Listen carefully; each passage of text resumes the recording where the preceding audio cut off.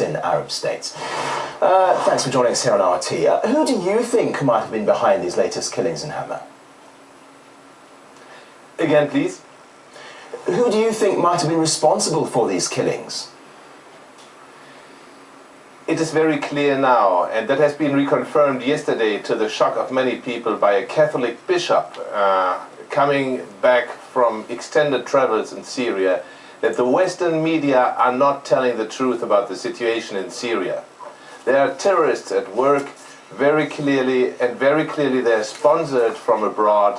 Openly Saudi Arabia has said that, Qatar the same, Turkey is involved. People, you know, fighters come over the borders from Jordan, from Lebanon, from Iraq, from Turkey. And that, in fact, heats up the situation very much, and there are all kinds of media lies. The most recent was from Homs, where we hear that 80 people were killed in a massacre. Well, the same resistance group, you know, publishing this, said a little later that there were just 50, and then it was 24. This was all in official German radio, and in fact the government says it was 9, but the killing was done by the terrorists, and I think that is believable, and the other things are lies, the usual lies we hear since a year. So what would they be trying to achieve then, the perpetrators of this atrocity? You see, what we have here is a strong disability of the outgoing Syrian government to handle this public relations case. They were unable to point out what is a very simple truth.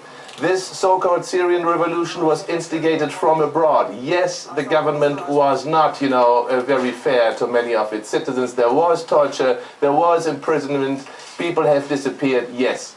But a revolution going on, that was made from abroad. We have eyewitnesses. I have quoted this on this TV station, thanks to you. And now we have the situation that it's an either-or question. Either the new government in Syria tackles and comes to terms with this challenge of, you know, challenging the Western media at home, or they will fail. That is very clear. And the solution can only come, you know, if the lying stops and those countries behind the terror are openly addressed.